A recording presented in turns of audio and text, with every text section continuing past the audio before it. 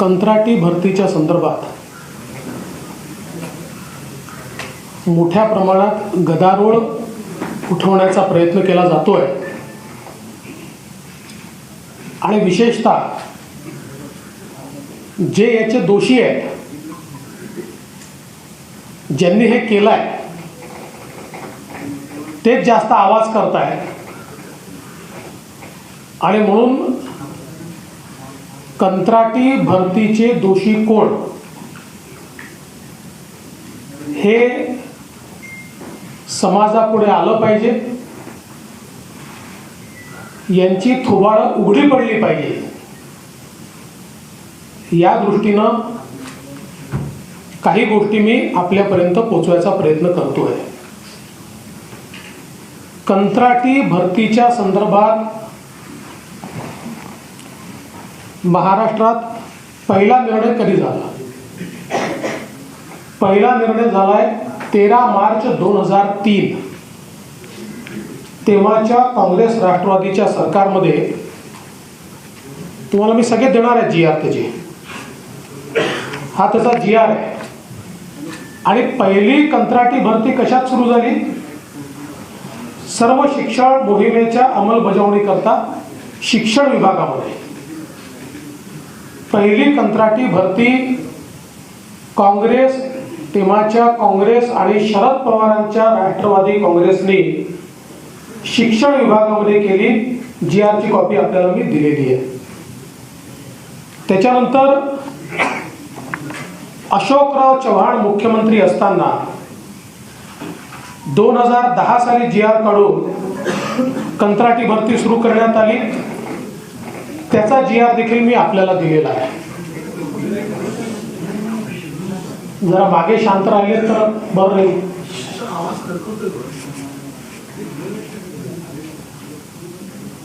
दोन 2010 साली अशोकराव चव्हाणांनी पहिला GR काढला आणि त्याच्यामध्ये वाहन चालक, डेटा एंट्री ऑपरेटर, तांत्रिक पदे, लिपिक आणि शिपाई. आणि परत 2010 मध्ये अशोकराव चव्हाण मुख्यमंत्री असताना 6000 पदांचा, कंत्राटी पदांचा GR काढण्यात आला. याच्यामध्ये कोण कोण आहेत बघा?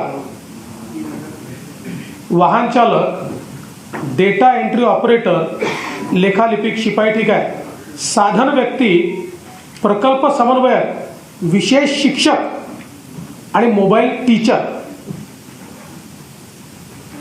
2010 साली काँग्रेस आणि शरद पवारांची राष्ट्रवादी काँग्रेस सत्तेत असताना शिक्षक भरतीचा कंत्राटी GR हा त्यावेळी काढण्यात आला. त्यानंतर सन्माननीय पृथ्वीराज बाबा चव्हाण हे मुख्यमंत्री असताना 14 जानेवारी 2011 या ठिकाणी MIS coordinator, data entry operator, BTech, BE, MCA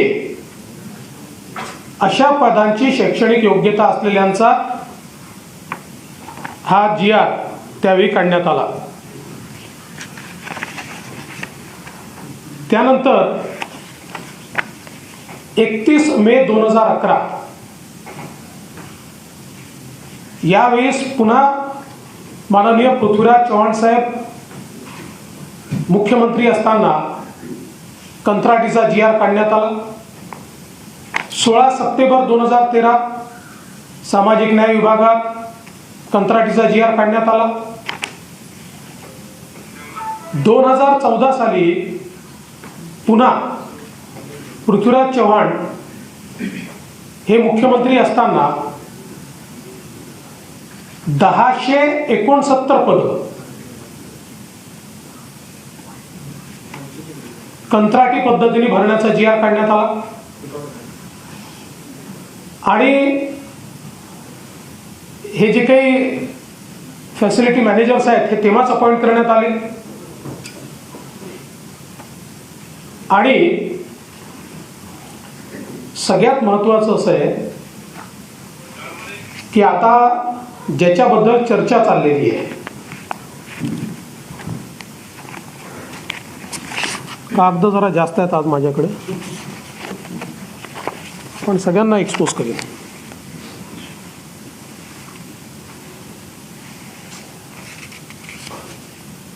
आता 1 सप्टेंबर 2021 कोण होतं मुख्यमंत्री? सन्माननीय उद्धव बाळासाहेब ठाकरे. 1 सप्टेंबर 2021 ला RFP ला सरकारची मान्यता मिळाली. 2 सप्टेंबर 2021 ला महाटेंडर पोर्टलवर RFPचा मसुदा प्रकाशित झाला. 9 सप्टेंबर 2021 रोजी निविदापूर्व बैठक घेण्यात आली. 31 जानेवारी 2022 निविदा दाखल करण्याची अंतिम मुदत. सगळीकडे मुख्यमंत्री कोण आहेत? उद्धवराव बाळासाहेब ठाकरे. आणि सरकारचे संरक्षक कोण आहेत? सन्माननीय शरदचंद्रजी पवार. 12 फेब्रुवारी 2022 टेक्निकल इव्हॅल्युएशन स्टेटमेंट पोर्टलवर. 8 एप्रिल 2022 व्यावसायिक निविदा उघडली. 25 एप्रिल 2022 एजन्सीसोबत वाटाघाटीची पहिली बैठक.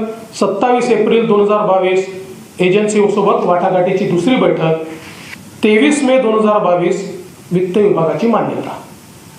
पूर्ण कार्यकाळामध्ये या ठिकाणी आपण जर बघितलं तर कोण आहे आणि मग हे कुठल्या तोंडाने बोलतात? हा सन्माननीय उद्धव ठाकरे यांच्या सहीचा कागद आहे, फाईलचा आपल्याला दिला. कंत्राटी भरतीला मान्यता कोणी दिली?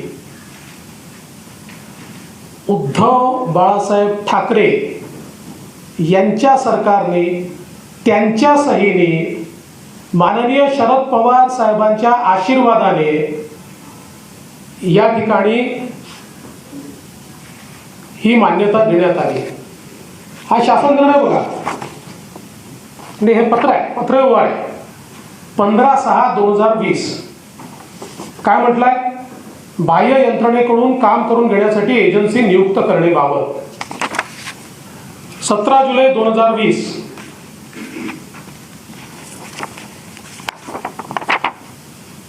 बाह्य यंत्रणे मार्फत गट क व गट ड संवर्गातील पदे भरण्यासाठी एजन्सी नियुक्तीची प्रक्रिया करण्याबाबत.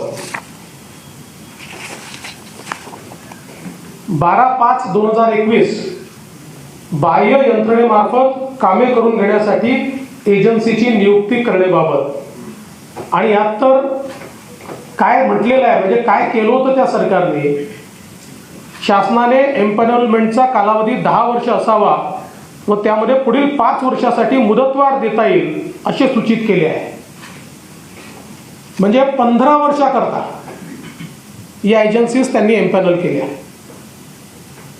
याच्यामध्ये जेव्हा आमचं सरकार आलं आणि आमच्या कॅबिनेट पुढे हा विषय आला आणि नंतर माझ्या स्वतःच्या लक्षात आलं की हे रेट्स खूप जास्त आहेत. मी स्वतः पत्र दिलं की हे जे काही रेट्स मागच्या सरकारच्या काळात आलेले आहेत हे 25% तरी जास्त आहेत.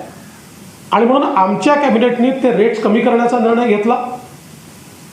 परंतु हे संपूर्ण पाप 100% काँग्रेसचं, उबाठाचं आणि शरद पवार साहेबांच्या राष्ट्रवादी काँग्रेसचं. ठीक आहे की आता अजितदादा आमच्यासोबत आहेत, त्यावेळेस ते त्यांच्यासोबत होते. पण आज जे आंदोलन करतात, आणि असं नाही आहे, मी जेव्हा मुख्यमंत्री होतो त्याही वेळेस हे जे 14चं काढलेलं टेंडर आहे पृथ्वीराज चव्हाणांच्या काळातलं, त्या टेंडरच्या अनुरूप आमच्याही काळात लोक घेतलेले आहेत. मी ते नाव म्हणतच नाही. पण याची सुरुवात ही काँग्रेसने केली. आणि आता ज्याच्यावर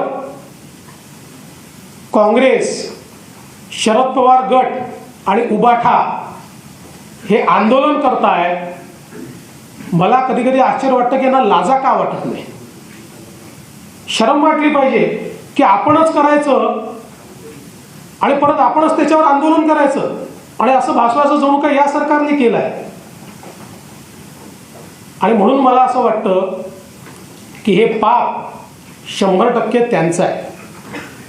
आणि माननीय मुख्यमंत्री एकनाथराव शिंदेजी आणि उपमुख्यमंत्री अजित पवार यांच्याशी मी चर्चा केली आणि मी त्यांना सांगितलं त्यांच्या पापाचं ओझं आपल्या सरकारने का उचलायचं.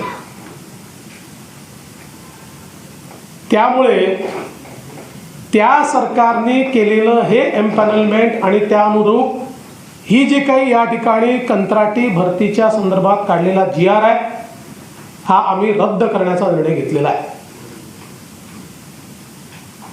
कारण पाप त्यांनी करायचं, आमच्या माथ्यावर फोडायचं आणि त्यांनीच आंदोलन करायचं हे आम्हाला मान्य नाही. आणि माझं तर मत आहे की आता मी तर आपल्याला सहीचा कागदच दिलेला आहे, अप्रुव्हलच श्री उद्धव बाळासाहेब ठाकरे यांनी दिलेला आहे. मग आता माझा सवाल आहे की उबाठा उद्धव बाळासाहेब ठाकरे यांची सेना, शरद पवार यांची राष्ट्रवादी आणि ज्यांनी याची सुरुवात केली ते काँग्रेस आता महाराष्ट्राची माफी मागणार आहेत का. युवकांची दिशाभूल केल्याबद्दल, स्वतःचं पाप दुसऱ्याच्या माथी मारल्याबद्दल त्यांनी माफी मागितली पाहिजे. आणि ते माफी मागणार नसतील तर आमच्या पक्षांना त्यांना रोज उघडं करावं लागेल आणि जनतेत जाऊन उघडं करावं लागेल. हे सगळे कागदपत्र आम्ही जनतेमध्ये नेणार आहोत. आणि एवढंच नाही तर अलीकडच्या काळामध्ये पवार साहेब आधी असं करत नव्हते, पण जेव्हापासून त्यांचा पक्ष फुटला तेव्हापासून पवार साहेब देखील असं करायला लागले. आता पवार साहेबांनी सांगितलं की मुंबईच्या पोलीस दलामध्ये कंत्राटी भरती. आता काय केलंय, 3 वर्षापर्यंत मुंबईमध्ये 3 वर्ष उद्धव बाळासाहेब ठाकरेजी यांच्या काळामध्ये, शरद पवार साहेबांच्या काळामध्ये मुंबईमध्ये एकही भरती झाली नाही. आणि दरवर्षी 3000, 4000, 5000 पोलीस हे निवृत्त होतात. आणि त्यामुळे एक मोठा बॅकलॉग त्याच्यामुळे तयार झाला. आम्ही नियमित पोलीस भरती सुरू केली. यावर्षी 18,311ची पोलीस भरती आम्ही केली आहे, ज्यामध्ये मुंबईला 7,076 पोलीस शिपाई आणि 994 वाहन चालक आम्ही दिले. परंतु ही भरती झाल्यानंतर ट्रेनिंग होऊन ते फोर्समध्ये जॉईन होतपर्यंत जवळजवळ 1 वर्षापेक्षा जास्त, 1.5 वर्षाचा कालावधी जातो. आणि हे 18,000 जे आम्ही केले आहेत हा रेकॉर्ड आहे. याच्यापेक्षा जास्त याकरता करता येत नाही की आपली ट्रेनिंगची फॅसिलिटीज 8,000 लोकांकरता तयार केली आहे, जी आता वाढवून 18,000ची ट्रेनिंग फॅसिलिटी. कारण एक प्रकारे 3 वर्षाच्या भरती एकत्र आपण करतो आणि तेवढी ट्रेनिंगची फॅसिलिटीज नाही आहे. मात्र तरी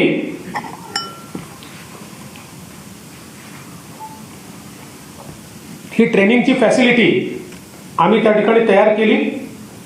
मात्र मुंबई ही व्हल्नरेबल आहे. मुंबईवर सातत्याने आतंकवादाचा, दहशतवादाचा धोका असतो. आणि म्हणून मुंबईमध्ये 7,000, 10,000, 12,000 पोलीस कमी, उद्या एखादी घटना घडली तर हे सांगता येत नाही की आम्ही पोलिसांची भरती केली नाही म्हणून घटना घडली. आणि म्हणून काय निर्णय केला तर जोपर्यंत हे ट्रेनिंगवरनं येत नाही तोपर्यंत महाराष्ट्र सरकारने स्वतः तयार केलेले महाराष्ट्र राज्य सुरक्षा महामंडळ, आणि आपल्याला कल्पना असेल की महाराष्ट्र राज्य सुरक्षा महामंडळ सुरू करताना त्याच्या मागची भूमिका काय होती. पोलीस भरतीमध्ये समजा 7-8 हजार जागा असतील, एलिजिबल 50,000 लोक येतात. पहिले 7,000 हे पोलीसमध्ये गेले, तर नंतरचे 1,000, 1,200, 1,300 लोक हे सुरक्षा महामंडळात घ्यायचे, त्यांना ट्रेनिंग द्यायचं आणि त्यांच्या माध्यमातून एअरपोर्टची सिक्युरिटी असेल, एखाद्या मंदिराची सिक्युरिटी असेल किंवा तत्सम कामं किंवा प्रायव्हेट आस्थापनांना कधी कधी पोलीस सुरक्षा द्यावी लागते, त्याच्याकरता त्यांचा उपयोग करायचा. याकरता शासनाने महामंडळ तयार केलं आणि आता पोलीस कमी असल्यामुळे हा GR एवढाच काढला आहे की जोपर्यंत ट्रेनिंग होऊन हे पोलीस येत नाही तोपर्यंत महाराष्ट्र राज्य सुरक्षा महामंडळाचे 3,000 पोलीस हे मुंबईमध्ये वापरले जाते आणि याच्याकरता त्यांचा पगार आता महामंडळातनं न निघता मुंबई पोलिसांकडनं निघेल. त्यामुळे सरकारमध्ये जेव्हाही कुठल्याही विभागाला खर्च करायचा असतो त्यावेळेस त्या विभागाला GR काढावा लागतो. म्हणून GR एवढाच काढलेला आहे की या 3,000 पोलिसांचा पगाराचा खर्च आता महाराष्ट्र सरकारच्या आस्थापनेवरनं होईल, मुंबईच्या आस्थापनेवरनं होईल. आता याला काय सांगितलं, हे कंत्राटी पोलीस भरती करतात. एकूणच राज्यामधल्या तरुणांमध्ये असंतोष तयार करण्याचा प्रयत्न, राज्याला अराजकाकडे नेण्याचा प्रयत्न या ठिकाणी करण्यात येतोय. कुठल्याही परिस्थितीमध्ये महाराष्ट्राचं सरकार हे महाराष्ट्रातल्या युवा शक्तीच्या पाठीशी उभा आहे. आम्ही भरती सुरू केली आहे, मोठ्या प्रमाणात भरती चाललेली आहे. मी सांगितलं 18,000 पोलिसांची भरती ॲट वन गो ही कधीच झाली नव्हती, जी यावर्षी आम्ही केलेली आहे. आणि म्हणून आज यांचा चेहरा आम्ही उघडा पाडला आहे आणि अनेक विषय मी याच्यानंतरही प्रेस घेणार आहे, ही काही अंतिम नाही आहे. अनेक विषयांमध्ये यांना मी उघडं पाडेल, कारण यांची अकर्मण्यता, यांचा भ्रष्टाचार याच्यामुळे महाराष्ट्राचं आतोनात नुकसान यांनी केलं आहे. आणि तरी हे जर तोंड वर करून आमच्यावर आरोप करणार असतील तर यांचा बुरखा मला फाडावाच लागेल. हे जे आपण रद्द करायचं म्हणतात, आपल्या काळात जे 6 की 9 एजन्सीज एम्पॅनल झाल्या, GR काढून काही महिने ते पण रद्द करणार का? आणि जी 3,000 मला असं वाटतं की मी जे सांगितलं ते तुमच्या लक्षातच आलं नाही. हा ते कन्फ्युजन हा, ऐकून घ्या. आमच्या काळात ते झालेलं नाही. मी त्याची क्रोनॉलॉजी आपल्याला सांगितली. या ज्या 9 एजन्सीज आहेत त्याचा GR रद्द करतोय. या 9 एजन्सीजच्या एम्पॅनलमेंटचं काम मागच्या सरकारने, त्याचीच मान्यता उद्धव बाळासाहेब ठाकरेंनी दिलेली आहे, आम्ही नाही दिलेली. आमच्याकडे तर कॅबिनेटला आलं फक्त ते, आणि आम्ही त्याचे दर कमी केले कॅबिनेटने. त्याच्यामुळे तेच आम्ही रद्द करतो. नाही, मुंबई पोलिसांच्या जे 3,000 लोक आपण घेणार आहोत त्याच्याबद्दल 2 प्रश्न आहेत. की एक तर ते 11 महिन्यानंतर परत त्या कॉर्पोरेशन मध्ये जाणार, कारण त्यांना पोलीस म्हणून आपण ट्रीट करणार. कारण तिसरं म्हणजे 50,000 पोलीस मुंबईत आहेत, त्यापैकी VIP सुरक्षेवर त्यापैकी किती पोलीस तैनात आहेत? मला असं वाटतं पहिली गोष्ट तर अशी आहे की हे जे काही पोलीस आपण तिथे घेतो हे पोलीस म्हणूनच तिथे येतात. त्यांना वेगवेगळ्या आस्थापनेवर पोलीस म्हणूनच आपण त्यांना तो जॉबच आपण तो देतो. त्यामुळे ते येतील 11 महिन्याने त्यांच्या कामावर पुन्हा परत जातील. जसं आपण अनेक वेळा आपल्याकडे राज्य रिझर्व्ह फोर्स असतो, कधी आपल्याला केंद्रीय रिझर्व्ह फोर्स बोलवावा लागतो, त्यास आपण पैसे देतो त्याचे. जेव्हा आपण केंद्रीय रिझर्व्ह फोर्स बोलवतो त्यावेळी आपण GR काढून त्याचे पैसे देतो. आपण जो पहिला उद्धव ठाकरेंचा जो पत्र दाखल आपण 3,000 भरती करतो, त्यावेळेस पण एवढाच आकडा होता का? नंबर 1 प्रश्न. आणि वारंवार शरद पवार जे म्हणतात की तुम्ही कुठेतरी आरक्षण जे मिळणार होतं ते मिळणार नाही, हे त्यांचे वारंवारचे आरोप असतात, त्यावर नाही, याचं उत्तर पवार साहेबांनी दिलं पाहिजे की त्यांच्या सरकारने जेव्हा हा निर्णय घेतला पवार साहेबांच्या, त्यावेळेस त्यांना का आठवलं नाही आरक्षण? हा आम्ही घेतलेला निर्णय नाही आहे. हा प्रश्न शरद पवार साहेबांना विचारला पाहिजे, हा प्रश्न उद्धव ठाकरेंना विचारला पाहिजे. आज जे प्रश्न करतायत, मी तुम्हाला क्रोनॉलॉजी दिली आहे, सगळं त्यांनीच केलं आहे. सर आपने कहा कि सब कुछ रद्द कर दिया गया, तो नई भर्ती कब शुरू होगी? अब ठीक है, नई भर्ती चालू ही है. ये तो फैसिलिटी मैनेजमेंट का टेंडर था, ये हम रद्द कर रहे हैं. नई भरती तो चालू ही आहे. काम करण्याची जर कंत्राटवाल्याची व्यवस्था केली आहे. प्रत्येक क्षेत्रामध्ये आणि प्रत्येक विभागात कायमस्वरूपी भरती तुम्ही करत आहात, त्याला वेळ जाणार आहे. मात्र आता जी कंत्राटी भरती होती ती जर थांबवली तर जी रक्तपदाचा जो भाग आहे तो कायमस्वरूपी पदांवरती येणार नाही का? असं आहे की त्याच्यातले अगदी जे ड्रायव्हरचं पद असेल, माळी असं पद असेल, असे जे पद असतील किमान 6 महिन्याकरता काही पदं आपल्याकडे तयार होतात, 9 महिन्याकरता एखाद्या प्रोजेक्टमध्ये होतात, तर त्या प्रोजेक्टमध्ये ते कव्हर होतात, त्या प्रोजेक्टला अधिकार असतात, त्या विभागाला ते अधिकार असतात, अशा प्रकारचे वर्षानुवर्ष ते घेतच असतात. त्यामुळे त्यांनी काही आता हा जो काही फॅसिलिटी मॅनेजमेंटचा या ठिकाणी GR काढला होता किंवा या ठिकाणी जे टेंडर काढलं होतं, याच्या मागे काय त्या सरकारचा काही व्यापक हेतू असेल, आम्हाला तो मान्य नाही, आम्ही मग रद्द केला. सर, कंत्राट भरती आणि बेरोजगारीच्या विरोधात एक ऑपोजिशन जे आहे हे युवा संघर्ष यात्रा राज्यव्यापी काढणार आहे. शरद पवार स्वतः त्याच्या सभेमध्ये त्याची सुरुवात करणार आहे. त्यांना काय सांगणार? मला असं वाटतं की याचं उत्तर त्यांनी दिलं पाहिजे, का काढलं. म्हणून तर मी म्हटलं की आता यांचा बुरखा फाटलाय, जे त्यांनी केलं आता आमच्या सरकारवर थोपून त्याच्या विरुद्ध ते आंदोलन करतायत. जनतेला यांचा खरा चेहरा मी दाखवतोय.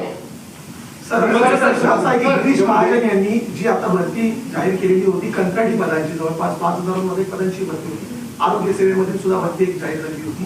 तर ही पदं आता भरली जाणार का कंत्राटी स्वरूपात की? मला माहित नाही त्यांनी अशी कुठली भरती जाहीर केल्याचं मला कल्पना नाही. सर, मागच्या 1.5 महिन्यांपासून खरं तर ह्या सगळ्या गोष्टीमुळे हा? कर्मचाऱ्यांची भरती फायनान्शियली सरकारवर जास्त लोड येतं, कारण ते परमनंट एम्प्लॉईजसाठी लायबिलिटी जास्त असते.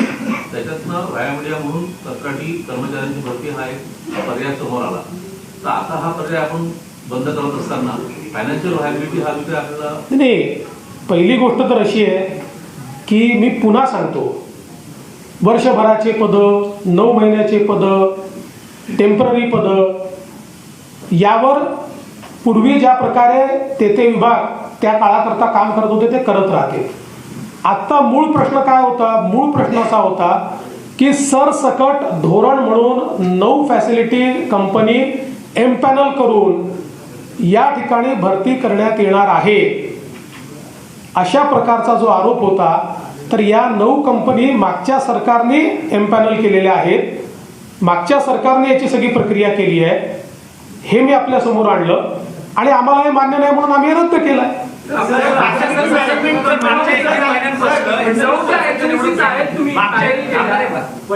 महिन्यांपासून अगदी मुख्यमंत्री उपमुख्यमंत्री देखील कंत्राटी पद्धतीने भरा इतकी टोकाची टीका झाली. एवढं सगळं होत असताना तुम्ही नेमकं आज या उत्तरासमोर आलेला आहात, नेमकं याच्या मागचं कारण नाही. याच्यापूर्वी सभागृहातही सांगितलं, पण कधी कधी काय की पुराव्यासहितच द्यावं लागतं. आता सभागृहामध्ये हे उत्तर मी दिलेलं आहे. जे सभागृहात असतील त्यांनी ऐकलं आहे की तुमच्या काळातलं आहे. त्यावेळेस ते चूप बसतात आणि पुन्हा तेच आरोप लावतात. आणि म्हणून आता जाणीवपूर्वक पुराव्यांसहित तुमच्याकडे हे दिलेलं आहे. तुम्ही GR रद्द केला म्हणालात, फॅसिलिटी मॅनेजमेंट कंपनी सुद्धा रद्द झालेल्या आहेत. याचा अर्थ याच्या पुढे राज्य सरकार कंत्राटी भरती अजिबातच करणार नाही. मी पुन्हा सांगतो की पूर्वी जी पद्धत होती की एखाद्या विभागामध्ये 6 महिन्याचे पदं तयार होतात, 9 महिन्याचे होतात, 11 महिन्याचे होतात, काही पदं हे टेम्पररीज पदं आहेत, त्याच्यावर त्या प्रोग्रॅम अनुरूप जी काही भरती व्हायची तर त्यांचे अधिकार कायम आहेत. पण एक धोरण म्हणून जे मागच्या सरकारने स्वीकारलेलं होतं की सरसकट 9 लोकांना फॅसिलिटी मॅनेजमेंटमध्ये हे सगळं आउटसोर्स करायचं, ते आम्ही रद्द केलं. तुम्ही असं म्हणालात की कंत्राटी भरती हे उद्धव ठाकरे आणि शरद पवार सरकारचं पाप आहे. तुम्हीही तुमच्या सरकारने तोच अध्यादेश काढून ते कॅरी फॉरवर्ड केलं. त्यानंतर आंदोलनं आणि टीका झाली. आता तुम्ही अध्यादेश मागे घेता तर ते आंदोलन आणि टीका याचा इम्पॅक्ट म्हणायचा की सरकारवर ओढवलेली नामुष्की म्हणायची? पहिली गोष्ट, असा कुठला अध्यादेशच नाहीये. हा कुठला अध्यादेश आला? समजून घ्या, हे टेंडर आहे. ते टेंडर त्यांनी काढलं, त्यांनी मंजूर केलं, त्यांनी त्या ठिकाणी सगळी प्रक्रिया राबवली, त्यांच्या मान्यतेने ते झालं. आमच्या कॅबिनेट समोर आलं त्यावेळेस मी असं सांगितलं, तुम्हाला माहिती आहे, तुम्ही सगळ्यांनी छापलाय, मी पत्र दिलं की बाबा याच्यामध्ये कॉस्ट फार जास्ती आहे, 25% जास्त कॉस्ट दिसते, ती कमी करा. आम्ही ती कॉस्ट कमी केली. परंतु ज्यावेळेस आमच्यावरच हे आरोप लावायला लागले त्यावेळेस आम्ही सिरियसली ते घेऊन बसलो की यांनीच केला नाही, आपल्यावर आरोप केला होता. आणि आमचं असं मत पडलं की आपल्याला याची आवश्यकताच नाही आहे, आपल्या सरकारचं धोरणच नाही आहे. त्यामुळे ही नामुष्की नाही आहे. मला तर असं वाटतं की जाणीवपूर्वक राज्याच्या युवांच्या मनामध्ये जो रोष तयार करण्याचा करायचा प्रयत्न चालू होता तो आम्ही संपवलेला आहे आणि सरकारचं कामच आहे. We have responded to that. मात्र याच्यामध्ये यांचा बुरखा आम्ही फाडला. चला याच्या आणि आता त्यामुळे किती फायदा होईल आणि तुम्ही आता ते माझ्याकडे आता त्याची माहिती नाही. आज महाराष्ट्र में बार बार उद्धव ठाकरे गुट, शरद पवार गुट और कांग्रेस की ओर से कंत्राटी भर्ती के बारे में विषय उठाया जा रहा था और हमारे सरकार पर आरोप किए जा रहे थे.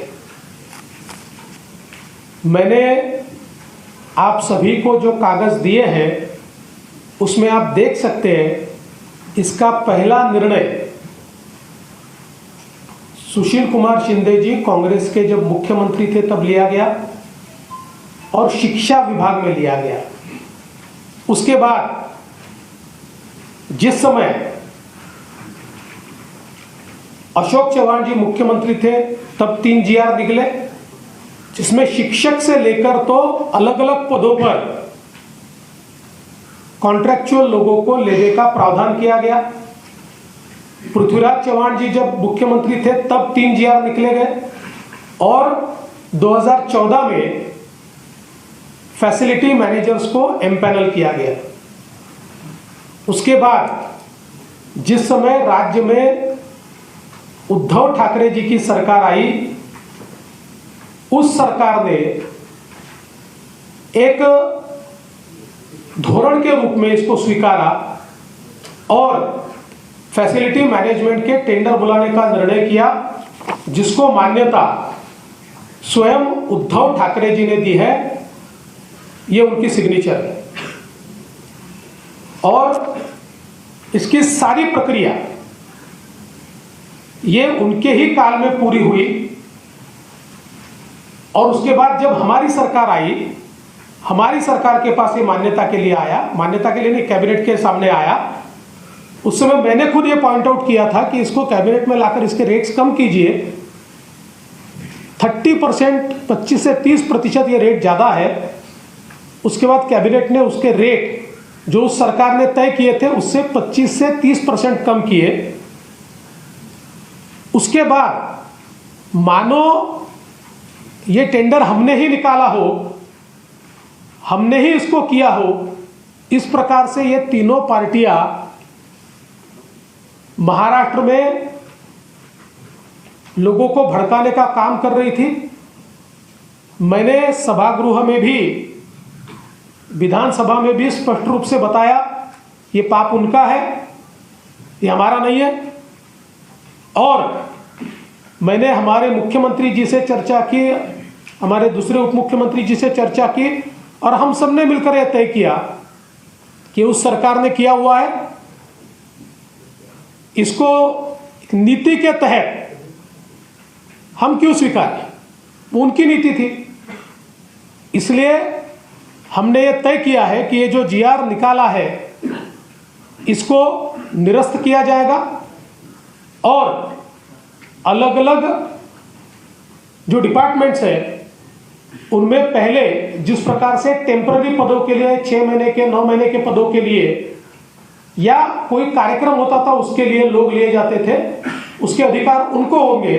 लेकिन नीति के तहत इस प्रकार से राज्य सरकार फैसिलिटी मैनेजमेंट की इतनी संस्थाओं को एक साथ ये सारा काम देकर और एक प्रकार से जो लोगों में भावना तैयार हो रही है कि सारा प्राइवेटाइजेशन किया जाने वाला, जबकि हमारी ही सरकार ने जो महाराष्ट्र में नौकर भर्ती बंद थी उसको शुरू किया और बड़े पैमाने पर हमने लोगों को सरकार ने नौकरियां दी है और इसलिए हमारी सरकार ने फैसला किया है।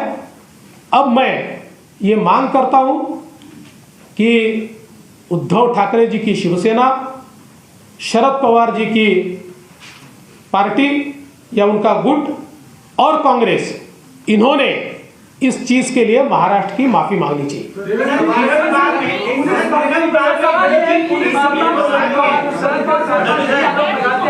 कि आप आरक्षण रद्द करना चाहते हैं और जब पुलिस में इतनी बड़ी भर्ती आप करेंगे तो सुरक्षा के भी सवाल खड़े होंगे।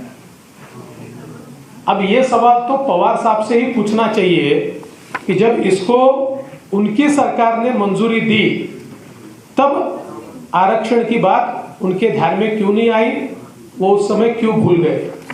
जहां तक पुलिस का सवाल है, 3 साल से पुलिस में भर्ती नहीं हो पाई, एक बड़ा बैकलॉग तैयार हुआ। हमने इस साल वो सारी भर्ती की। मुंबई के लिए करीब 8,000 लोग हमने पुलिस में भर्ती किए, लेकिन उनका ट्रेनिंग होकर वो ज्वाइन होने को 1.5 साल लगता है। और मुंबई एक वल्नरेबल इस प्रकार का शहर है, यहाँ पर पुलिस की कमी से कोई घटना न घटे, इसलिए महाराष्ट्र सरकार का सुरक्षा महामंडल, जिसमें पुलिस भर्ती के थ्रू ही हम लोगों को सिलेक्ट करते हैं, उनमें से 3,000 लोगों को मुंबई में ड्यूटी दी जाएगी। और इनको ड्यूटी देते समय ऐसी ड्यूटी दी जाती है जिसमें कोई पुलिसिंग का बड़ा काम नहीं होता। इसके कारण पुलिसिंग का काम करने के लिए पुलिस हमको उपलब्ध, कंत्राटी पद्धति से किसी को भी नहीं लिया जा रहा है। डीजी है, एसीबी है, सरकार उन्हें भरने के बारे में क्या सोच रही है? और दूसरा सवाल, क्या रश्मि शुक्ला की फिर से महाराष्ट्र में वापसी होगी? देखिए, इसका निर्णय तो मुख्यमंत्री जी करेंगे। मुख्यमंत्री जी के साथ हम चर्चा करेंगे, कौन कौन से पद पर जाएगा, किसकी क्या सीनियोरिटी है, इसके आधार पर वो निर्णय होता है। ऐसे निर्णय प्रेस कॉन्फ्रेंस में तो नहीं हो सकते।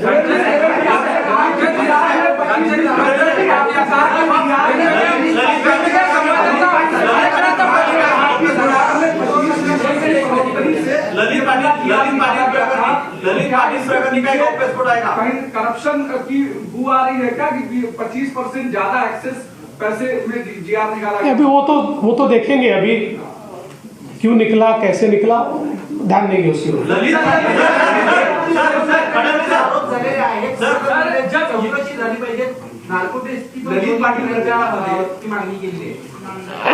असं आहे, मी ललित पाटील प्रकरणावर बोललो तर मुख्य ज्याकरता मी प्रेस घेतली आहे ते तुम्ही सोडून द्या। आता तुमचा जो काही विषय आहे तो मलाही समजतो। एकच गोष्ट फक्त सांगतो त्यातली, तुम्ही मला माहिती होतं विचारणार आणि तुमची उत्कंठा असेल, बाकी सगळ्या गोष्टी मी नंतर आणणारच आहे। त्यातल्या एकच गोष्ट सांगतो त्यातली, पण माझी विनंती आहे की जी मूळ पत्रकार परिषद आहे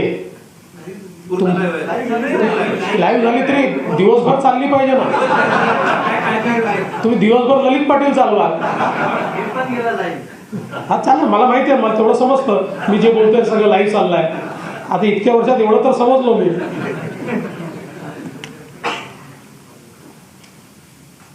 असं आहे की ललित पाटील याला अटक झाली 10-11 डिसेंबर 2020 ला, आणि ज्यावेळेस अटक झाली त्यावेळेस उद्धव बाळासाहेब ठाकरे यांची शिवसेना, तेव्हा एकच शिवसेना होती, पण उद्धव बाळासाहेब ठाकरे यांनी त्यांना नाशिकचं शिवसेनेचं प्रमुख केलं होतं। त्यावेळेस ते उद्धव ठाकरे यांचे नाशिकचे शिवसेनेचे अध्यक्ष होते, प्रमुख होते। आता आश्चर्य बघा की त्यांना अटक झाल्यानंतर पीसीआर मागितला। निश्चित गुन्हा मोठा होता, त्यामुळे 14 दिवसाचा पीसीआर मिळाला।